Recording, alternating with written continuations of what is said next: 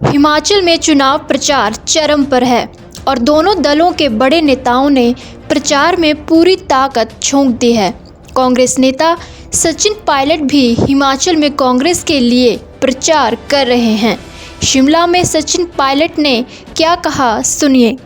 अभी हिमाचल प्रदेश के चुनाव प्रचार में 3 दिन शेष बचे हैं और 12 तारीख को मतदान होगा।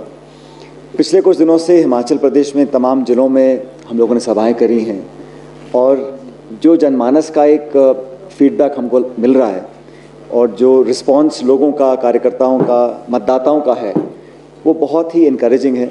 और मैं समझता हूँ कि लगातार प्रतिदिन भाजपा और उनकी पार्टी के तमाम नेताओं को एहसास हो रहा है कि वो इस दौर में बहुत पिछड़ते चले जा रहे हैं।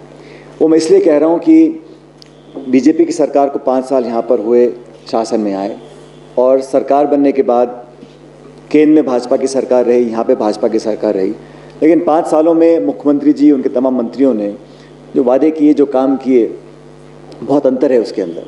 और लोग इस बात को बोलते हैं कि हिमाचल प्रदेश की सरकार ने अगर 5 साल में काम किए होते, अपने काम के दम पर, अपनी रिपोर्ट कार्ड, अपनी परफॉर्मेंस, अपनी गवर्नेंस, अपनी डिलीवरी के दम पर अगर वोट मांगते तो जनता अगर खुश होती तो अपने आप वोट डालती।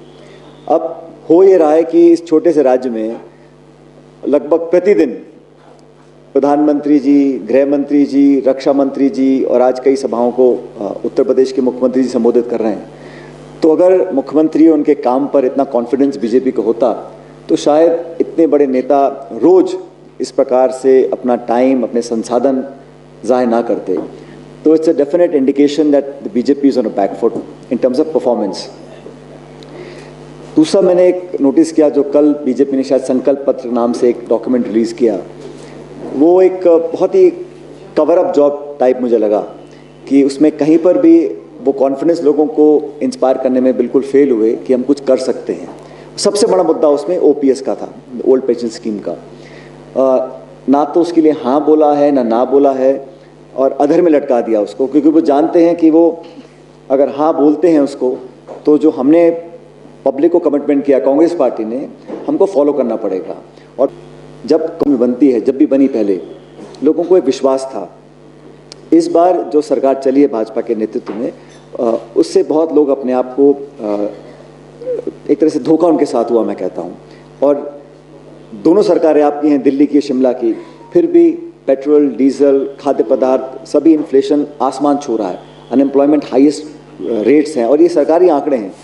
कुपोषण हो, अनेक ऐसे मुद्दे हैं सोशल इंडेक्सेस पे जहाँ पे भाजपा के दोनों सरकारें, जो डबल इंजन की सरकारें बोलते हैं, दोनों ही इंजन लगभग गड़बड़ा रहे हैं। और मैं अनेक सभा में बोल रहा हूँ कि पहला इंजन तो सीज होगा 12 तारीख को हिमाचल प्रदेश में, और दूसरे की बारी आएगी 2024 के अंदर।